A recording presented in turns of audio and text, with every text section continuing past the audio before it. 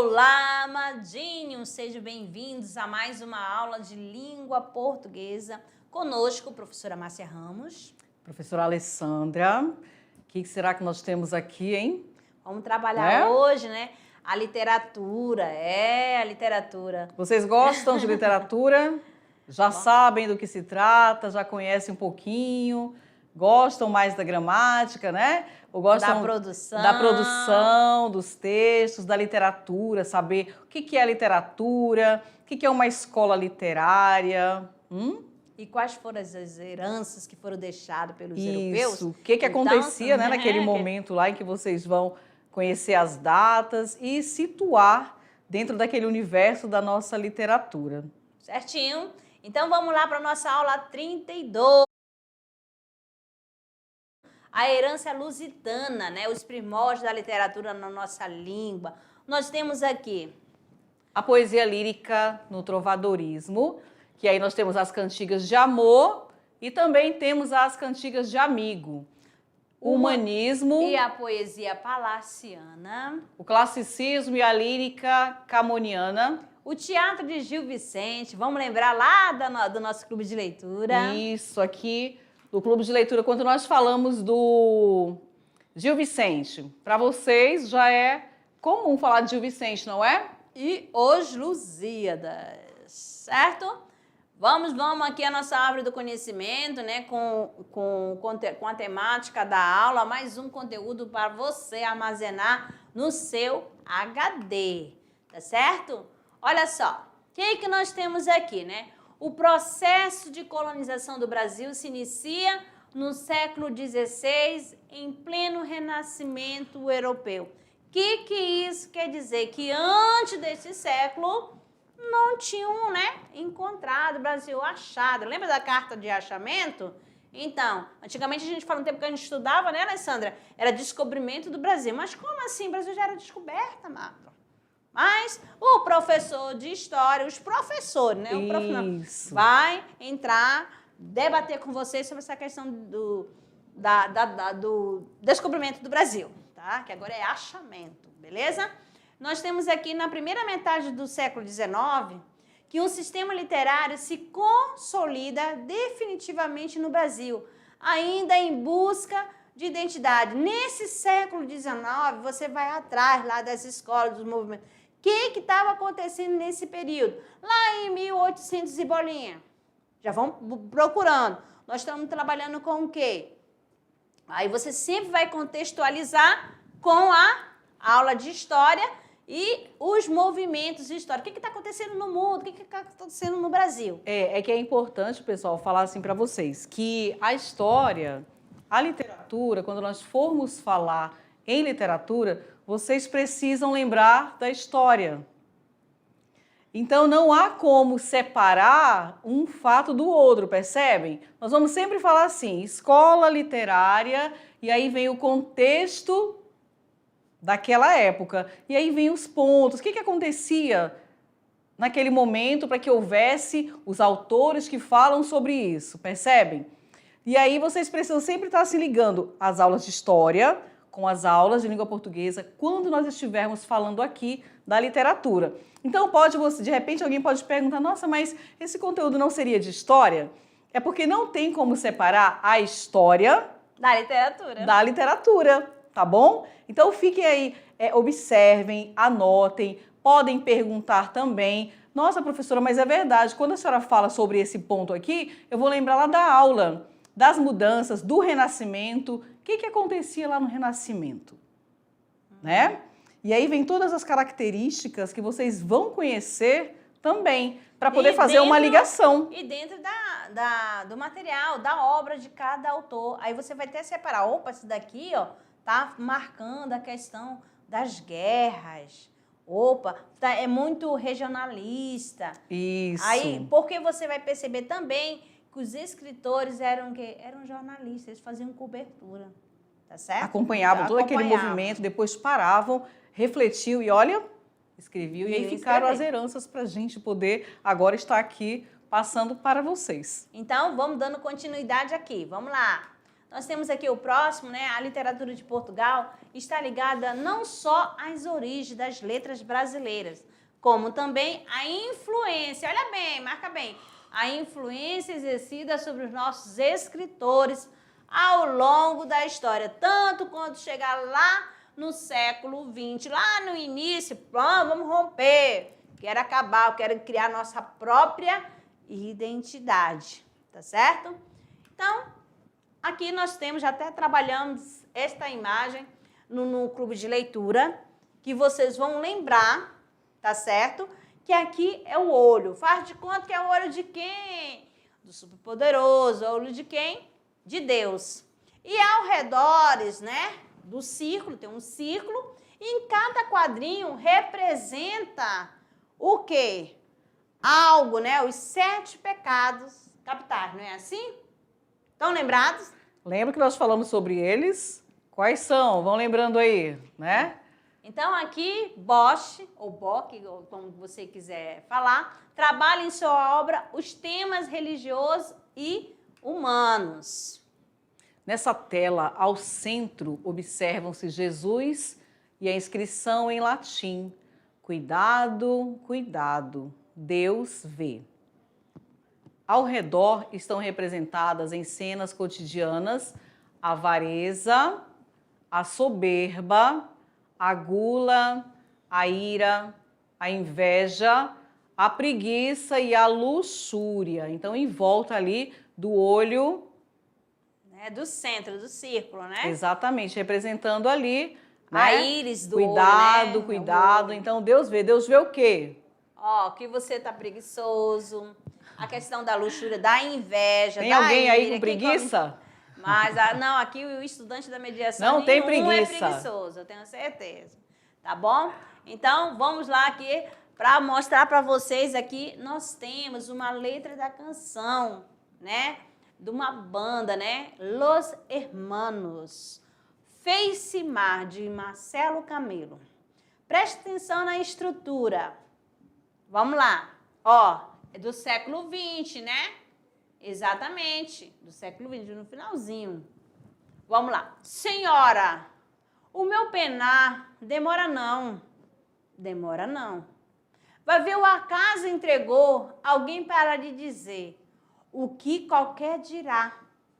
Parece que o amor chegou aí. Parece que o amor chegou aí. E não está lá. Mas eu vi. Eu não estava lá, mas eu vi. Clareira no tempo, cadeia das horas. Eu meço no vento o passo de agora. E o primeiro instante, eu sei, é quase lá. Peço não saber até você voltar. Ah!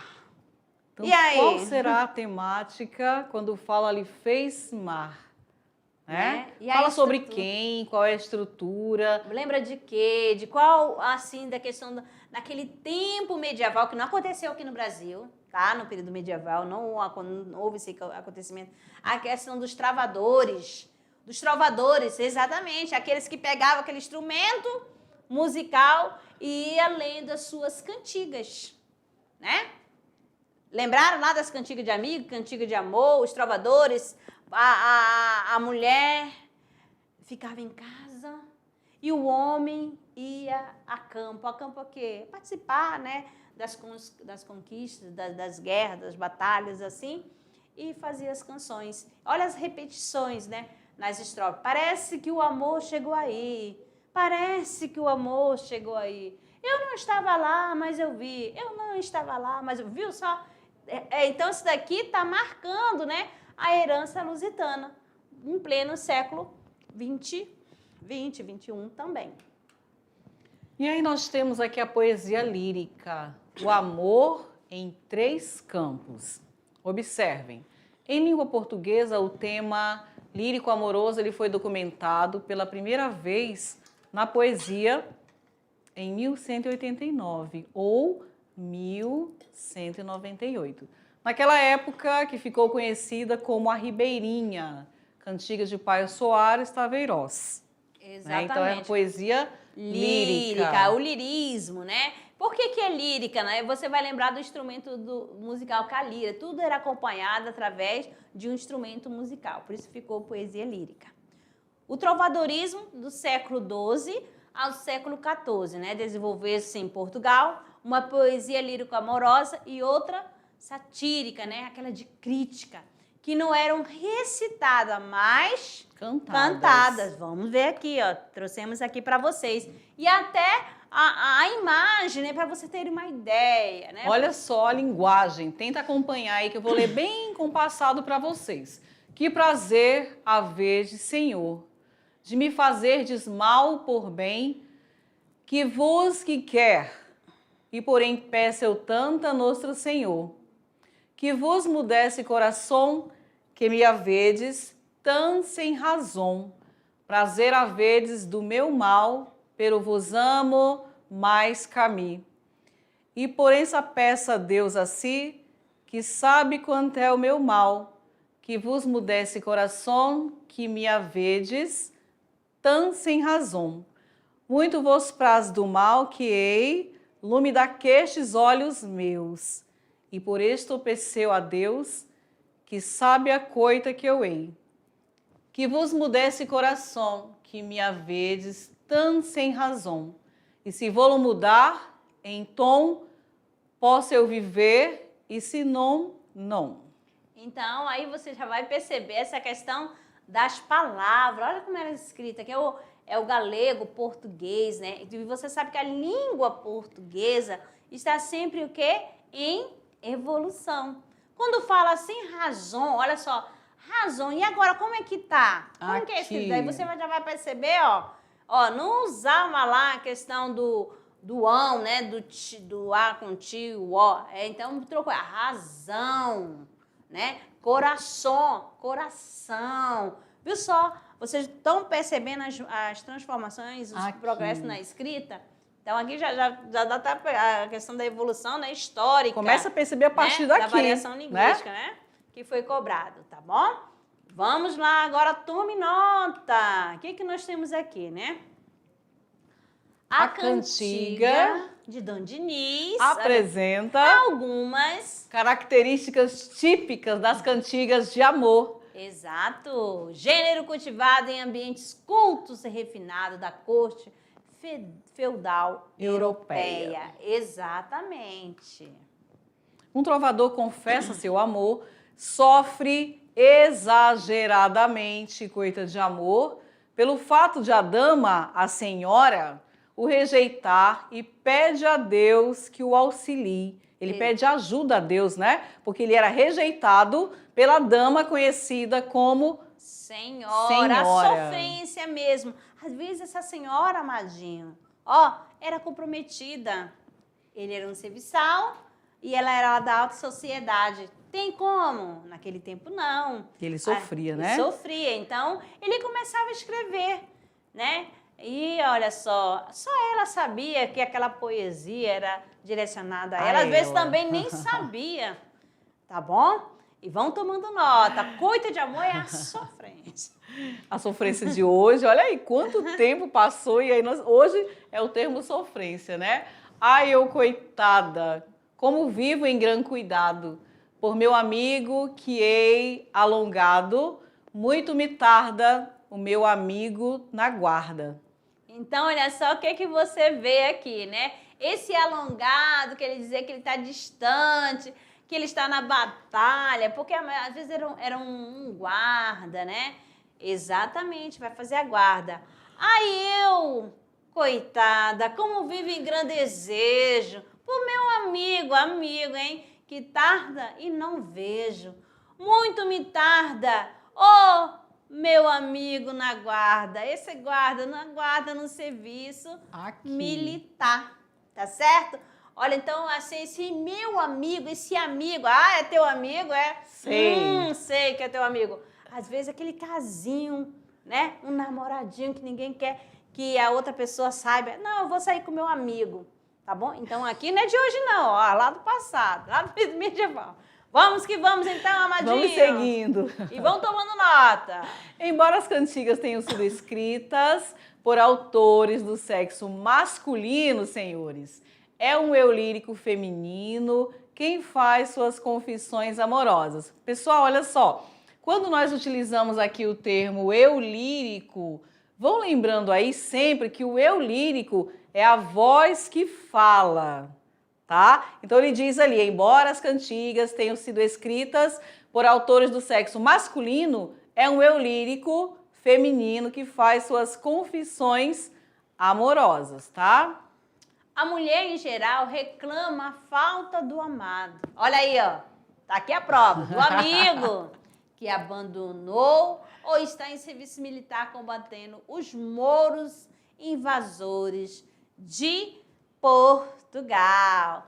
Vamos que vamos agora. Agora uma canção aqui. Nós temos aqui a Karina Burr. Exatamente. Olha a herança também que ela trouxe lá, a herança lusitana. E vocês vão começar a perceber, tenta identificar as características da que a gente já fez a leitura aqui, né? De 3 poemas, lá do período medieval, dos trovadores, e agora aqui do mais atualizada. Nós temos aqui Amor Brando, canção de Karina Burr. Eu já sinto um calor de amor. Quando você chega aqui, eu já sinto um calor de amor. Quando você chega aqui. Tava tudo tão facinho, no rasinho, eu sei me dar conta sim. Agora sinto um calor de amor. Quando você chega aqui, e eu te peço que se aproxime de mim um pouco, mas não tanto, a ponto de eu sentir sua falta quando você for embora. Então, percebendo aqui, né? Ela sente o calor dele quando ele está distante, mas quando está próximo, viu aquela jogada? É um eu feminino, é o eu lírico, uma voz feminina falando da questão da saudade que ela sente da pessoa. E aí pede para chegar perto, certo? né? E depois fala, mas não tanto, né? Chegar perto, mas não tanto, a ponto de sentir a sua falta. Então, as marcas da produção poética, do trovadorismo, permanecem em nossa cultura. É só você começar a prestar atenção nos detalhes das letras das canções. Mais outra aqui, nós temos aqui as cantigas de escárnio e maldizer. Que será isso aí, hein? Isso daqui acontece muito. Vamos, só para ter uma ideia, eu não sei se a questão do Face, né? Antigamente era bastante usada. E às vezes jogava indiretas. Ah, sim, pessoal. As indiretas, outra não quer nem saber, eu vou colocar o nome mesmo. Então, aí você vai identificar. Uma é de escárnio, a outra é de maldizer. Maldizer mesmo, não quer nem saber, coloca lá o nome. Vocês já viram? Já perceberam quando alguém tem alguma situação, aí ela vai lá na rede social e aí ela joga uma... Eu nem sei se é indireta, às vezes é direta mesmo, né? Não, aí é por isso que eu falo, algumas são indiretas muito e claras. outras são diretas. Então, né? olha só, isso lá atrás, e hoje mudou o nome, né? Eram satíricas e objetivaram fazer críticas sociais ou mesmo pessoais. Então, muito populares pelo humor, né? Essas cantigas, né? Por vezes, grosseiro, no caso da cantiga de maldizer, e vulgar ou indireto e sutil, no caso das cantigas de escárnio. Elas eram bastante parecidas, viu só? E apreciadas. No caso, quando eu falo de escárnio, ó, indireta, sem citar nome, não quero nem saber. Aí é mais sutil, maldizer, ó, não quero nem saber, eu quero que... Querem que saiba mesmo, vou colocar o nome. Eu vou ainda assino. Agora o humanismo, né? A poesia palaciana. Olha só esse nome. Palaciano lembra o quê? Palaciana. Palaciana. Você vai ver dos palácios, né? Vamos ver o que traz aqui pra gente. Vossa grande crueldade. Francisco da Silveira. Vossa grande crueldade, minha grande desaventura, vossa pouca piedade, com minha grande lealdade, de mestura, fezaram minha trestura, a qual já dentro em mim jaz, tanto nos bofes metida, que me entristece, me faz, que me pese com a vida.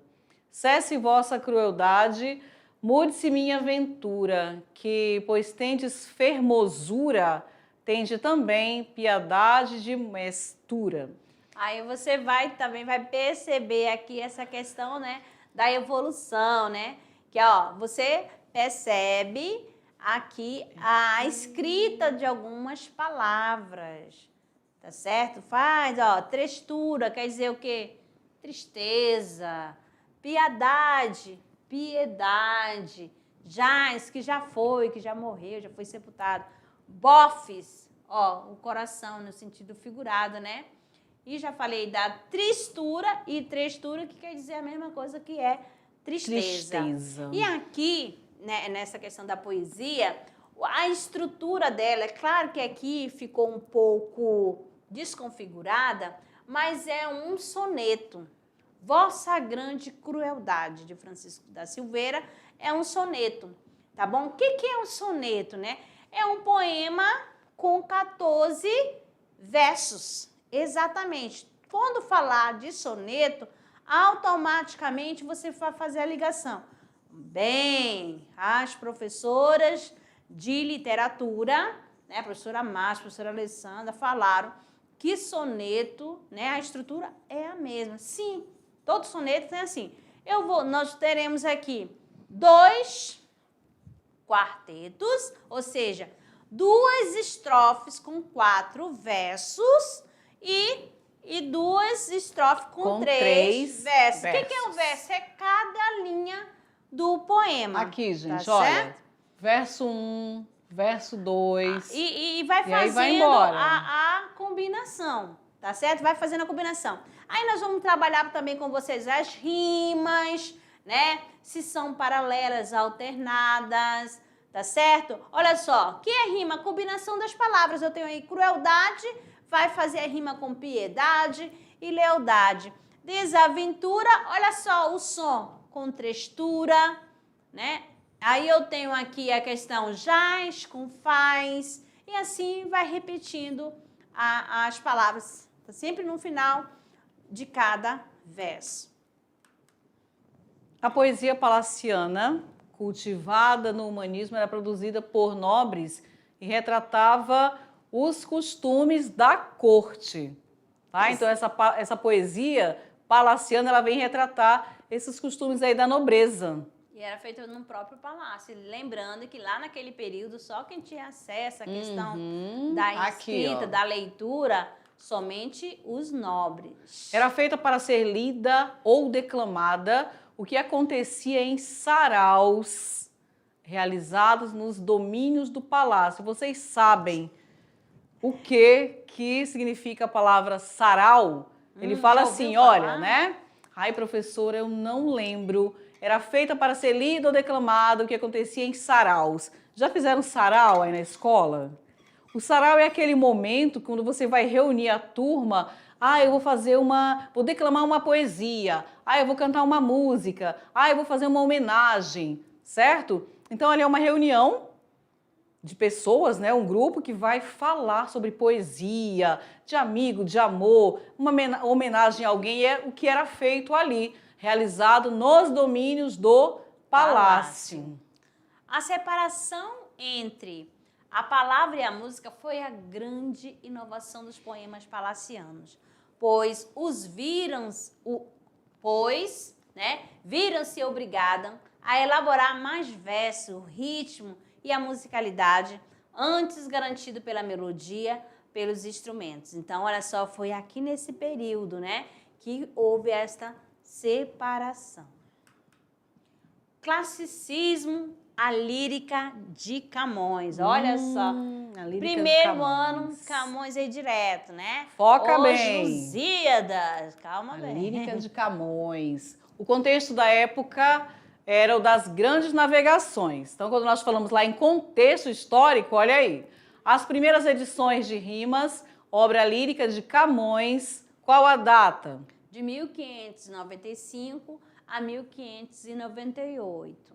Embora o poeta tenha conservado alguns traços de inspirações medieval em sua lírica, ele inova na abordagem amorosa e no uso de suas referências clássicas. Porque antigamente, naquele período, só contava, né, as questões, né, os cantos, era tudo relatando sobre as conquistas, né, naquele período. Aí Camões já vai fazendo a inovação.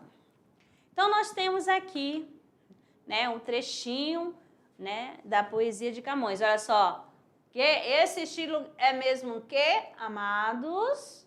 Vamos lá. O que nós temos aqui? A estrutura 1, 2, 3, 4. Muito 1, 2, 3, bem. 4. Davi, você tá demais, hein? Eu acho que o Davi já mandou a resposta aqui pra gente, professora. Eu tenho aqui a estrutura de um soneto. Muito bem. Um mover de olhos brando e piedoso, sem ver de quê, um riso brando e honesto, quase reforçado, um doce e humilde gesto, de qualquer alegria duvidoso. Um despejo quieto e vergonhoso, um repouso gravíssimo e modesto, uma pura bondade, manifesto indício da alma, limpo e gracioso. Um encolhido ousar, uma brandura, um medo sem ter culpa, um ar sereno, um longo e obediente sofrimento. Esta foi a celeste formosura da minha Circe, o mágico veneno, que pôde transformar meu pensamento. Então, Camões, né? Aqui também o vocabulário para vocês, né? Quando ele fala gesto, é o rosto, a face, despejo, né? Ausência de pejo, né? Vergonha, desinibição, descontração, brandura, ternura. E quem que é essa Cícia, né? É a divindade da mitologia grega que atraía com seu canto os marinheiros e dava-lhe poções que os transformavam em porcos, né? Então, nós temos aqui na Odisseia de Homero, a Cícia, que transforma os companheiros de Ulisses em animais, certinho? E vamos que vamos! O poema Um Mover de Olhos, brando e piedoso, ele trata de quê? Vocês perceberam durante a leitura? Ele trata da mulher não particularizada que representa todas e, ao mesmo tempo, nenhuma especial. Em muitos textos de Camões está presente não exatamente o amor pela mulher, mas pela possibilidade que ela proporciona de despertar, né, esse sentimento absoluto no eu lírico. Trata-se, portanto, de um amor racional, impessoal, ou seja, do amor, ao sentimento amoroso sublime.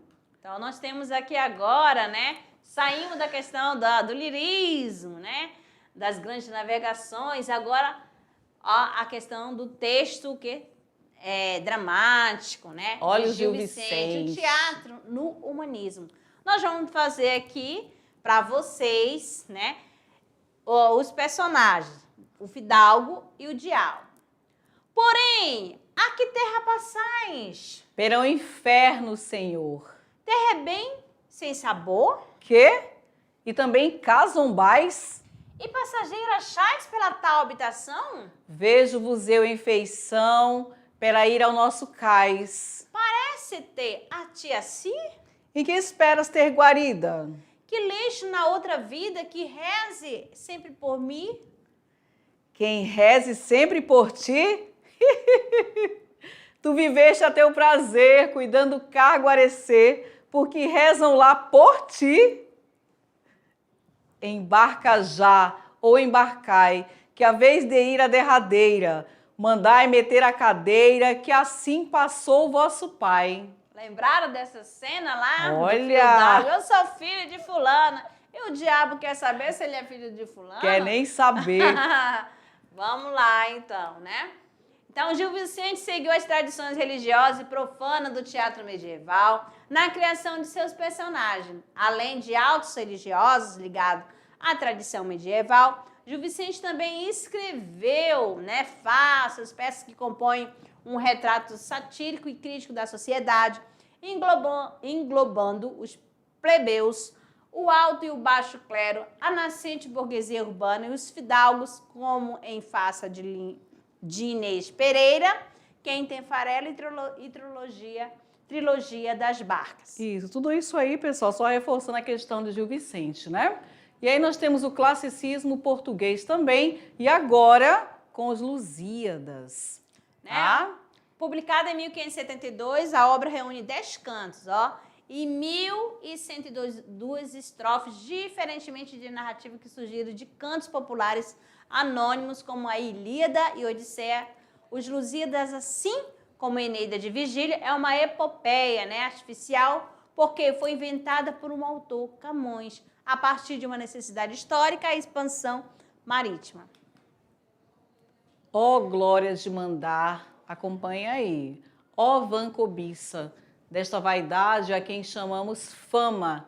Ó fraudulento gosto, que se atiça com uma aura popular, que honra se chama, que castiga o tamanho e que justiça. Fazes no peito vão que muito te ama, que mortes, que perigos, que tormentas, que crueldades neles experimentas. Dura inquietação da alma e da vida, fonte de desamparo e adultérios, sagaz consumidora conhecida, de fazenda de reinos de impérios.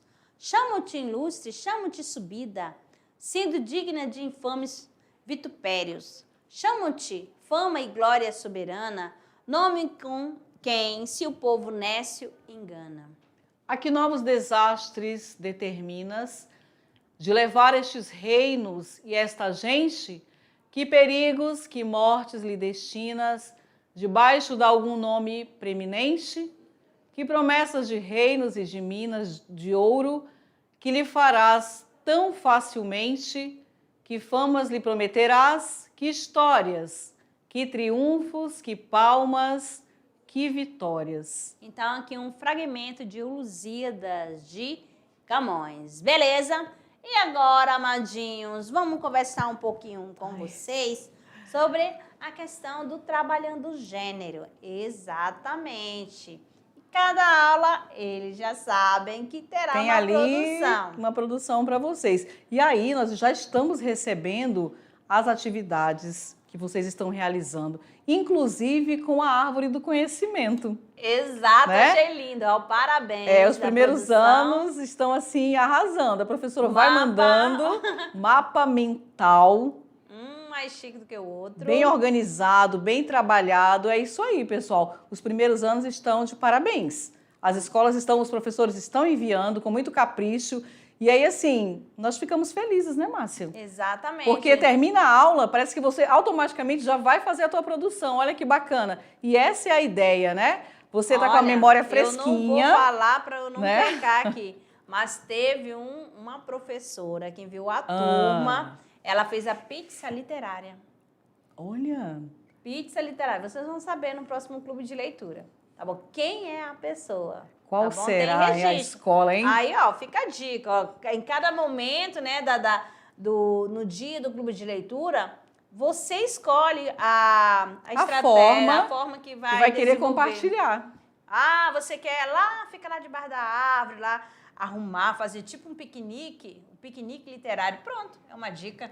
E nós recebemos, inclusive, também uma turma que fez dessa maneira, embaixo da árvore, colocaram uma plaquinha lá e ficou identificado como aquele momento literário. Então tem lanche literário, agora tem a pizza literária, né?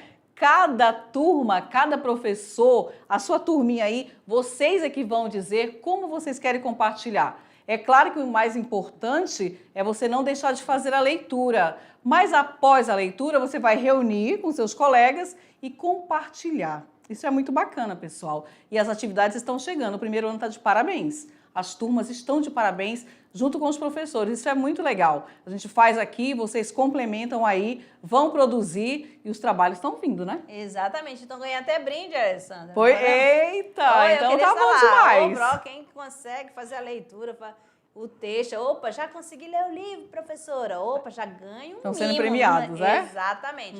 Então vamos lá, o que nós vamos pedir para vocês no Trabalhando o Gênero? Vocês, olha só, tá aqui, ó, vocês vão pesquisar sobre poesia, né, palaciana. Pronto, é uma temática. É uma Colocou, faz a pesquisa, você descobre. Exato. E aí você escolhe a que melhor te agrada, dentro daquilo que foi explicado aqui. Ah, esse aqui eu lembrei, a professora Alessandra, a professora Márcia falou, tem essas características, né? O eu lírico, qual é o eu lírico? Exatamente. E no dia que, cada um, eu consegui esta, eu consegui mais de uma, Sim. não tem problema. Leia lá na sala, faz de conta que a sua sala é o palácio.